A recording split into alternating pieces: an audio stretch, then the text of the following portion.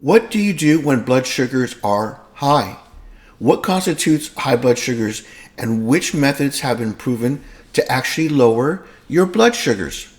There are a lot of false prophets on the internet promising a quick fix on how to lower blood sugars.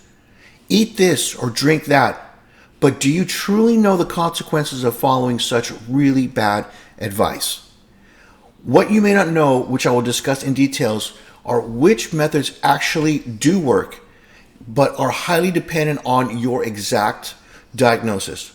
What method would work for one diabetic may not work for you. And boy, did I struggle when I was first diagnosed with this. Stay tuned to the very end, and I'll give you my methods to lower blood sugars quickly that are based on my own diagnosis, which then, of course, would lead to an A1C in the mid to low fives. But before we begin, let me welcome all you resilient diabetics out there. This is where we turn ordinary, struggling diabetics into extraordinary, well-controlled diabetics. If you don't know who I am, my name is Sampat, and I am an insulin-dependent diabetic diagnosed a little over 5 years ago, so the proud owner of a pancreas that has seemed to have gone on a permanent and lifelong vacation. So not only am I diabetic just like you, where we will be walking that walk and talking that talk together, but I do also have a University of Bachelor of Science degree in nutrition, dietetics, and that comes in very handy in discussing all the intricacies of being a diabetic. The unique information presented today will only be found here on The Resilient Diabetic. New, life-changing episodes are released weekly. So if you want to learn more and you want to be notified by YouTube, the only way to do that is to hit that gray bell and that subscribe button together. And of course, if you like what you've learned today, hit that like button. The first step, the mantra of Diabetes 101 from the very beginning is test. Do not guess. To master your blood sugars, you want to know where it is. Only checking first thing in the morning could be a grave error. If you truly want to master your blood sugars and live that long, healthy life free of any complications, then you should be fearlessly seeking out your very worst and your highest numbers. That means checking after each meal, before bed. That is until you've come and created what's known as a repeatable pattern. Do not let those high numbers get you down. And I know that can be very hard and frustrating at first, but you must rejoice that you've actually found them. Why?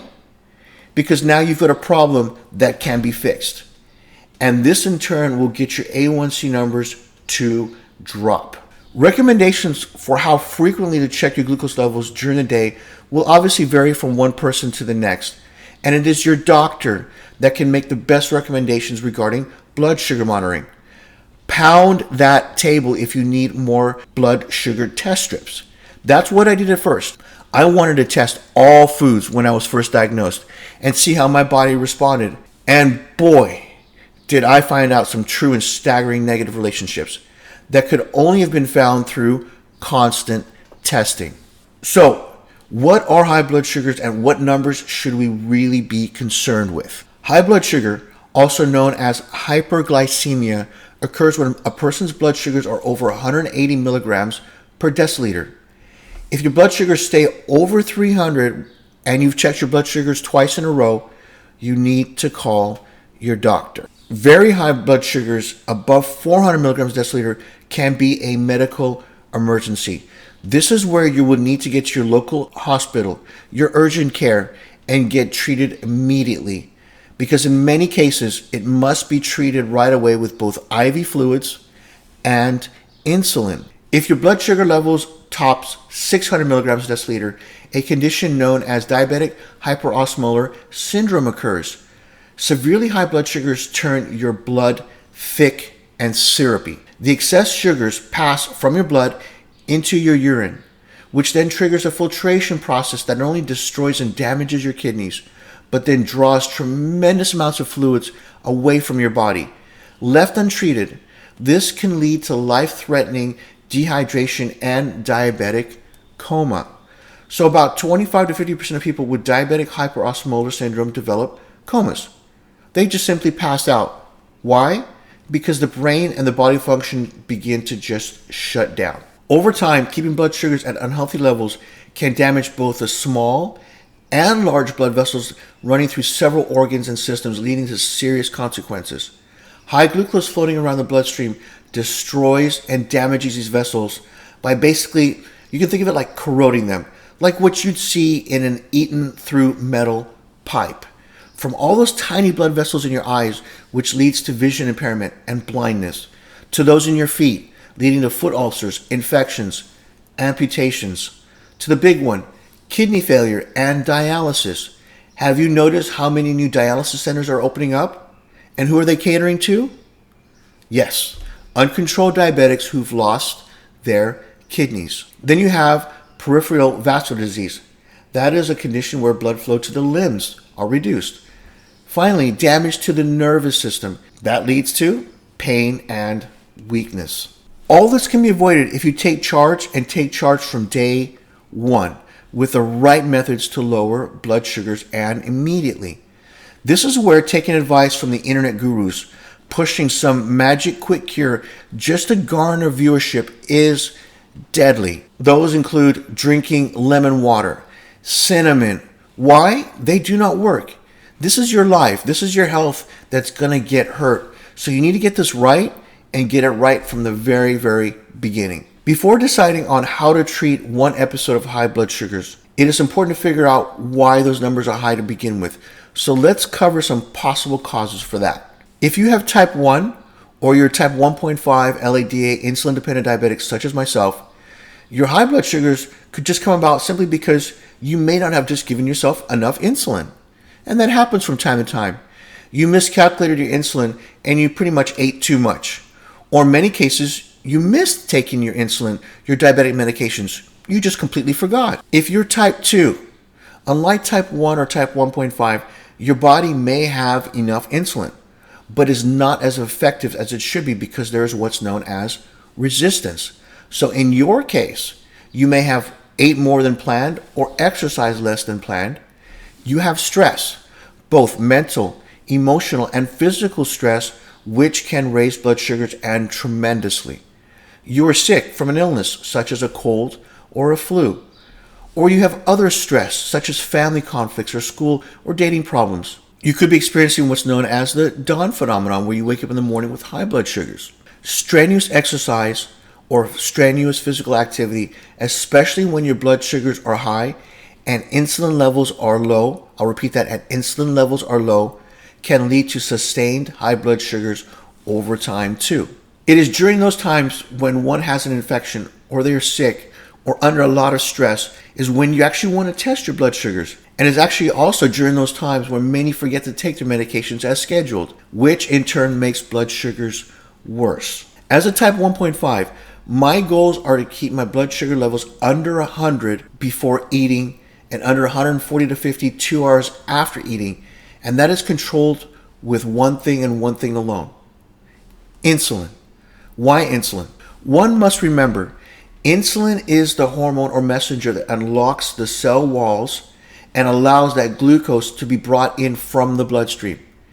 It will then either be used as energy by that cell, or if the body is already full, it will be converted into body fat and stored for later use. But only insulin and insulin alone can do this, not cinnamon or any other mineral or liquid concoction. Insulin. So the treatment for high blood sugars depends on your diagnosis and how your body either produces insulin or responds to insulin based on how resistant one is. If you take insulin like me, because the pancreas no longer produces any, then the only way to reduce blood sugars is to inject insulin. I know over time how much insulin I need, and you need to work closely with your doctor and your healthcare team to find your right corresponding dose. But generally, to correct high blood sugars, 1 unit of insulin is needed to drop blood sugar levels by around 30 to 50 milligrams per deciliter. This drop can occur in a wide range, actually from around 30 to 100 or more, depending on the individual's insulin sensitivity and other circumstances. Because I carry quite a bit of muscle tissue and I'm also on metformin, I am extremely sensitive to insulin. 1 IU of regular insulin can easily move me 70 to 100 milligrams per deciliter in less than an hour. So if you correct with insulin, Watch that you don't overcorrect, and that can lead to hypoglycemia, and that can be dangerous, particularly before bed. Exercise is another great way of directly lowering blood sugars, and walking is a good way of achieving this. It might make sense that exercising harder would have a better effect on lowering blood sugars, but this is not always the case, as strenuous exercise can produce stress response, which causes the body to raise blood glucose levels. The response does tend to vary from person to person, exercise to exercise, depending on intensity. Exercise results in an increased sensitivity to that insulin. It causes your muscle cells to take up more of that glucose, leaving less of it behind in the bloodstream during and after that physical activity. But this again also depends on both sensitivity and insulin. It is that insulin that opens up those muscle cell walls to allow the glucose in. So what is the main point here? It is the insulin, the key to glucose control. What about drinking liquids such as water? That's what you read and you see on every internet diabetic help and support forum. When your blood sugar levels are running continually high, your body will use a last resort or a backup system. To prevent even more damage to other body systems, a mechanical process via the kidneys will try and flush out all that excessive sugar out of your blood through your urine. And this will put tremendous pressure on your kidneys. Higher levels over time will completely destroy them. As a result of high blood sugars, your body will need more fluids to rehydrate itself. Drinking water can help the body with flushing out some of that glucose. But again, I want to re-emphasize this. Water does not directly lower blood sugars. It just aids in keeping the body hydrated. Even with the extra water in the system, high blood sugars will still be doing damage to the body systems. One has to remember that. So the longer the blood sugars remain high, the more damage one is doing to their bodies. This is why you need to work really closely with your doctor and your healthcare team to find a solution that has your blood sugars down below 150 within a few hours. One very, very important tip. You'd really want to refrain from eating more carbs or food until your high blood sugars are resolved. Work with your dietitian to make changes to your meal plans if you're constantly seeing high numbers.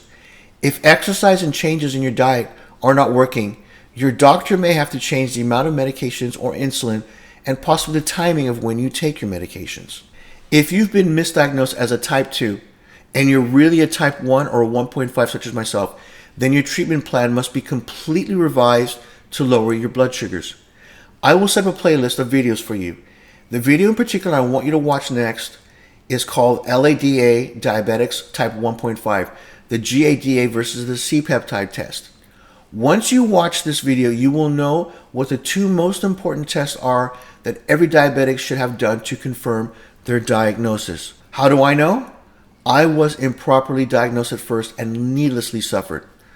If you're on a desktop or laptop, I want you to click that box. If you're on a mobile device, tap that with your fingers. So, have a great and productive day, and we'll see you soon with another new episode. Always, like I said, released weekly. Bye for now.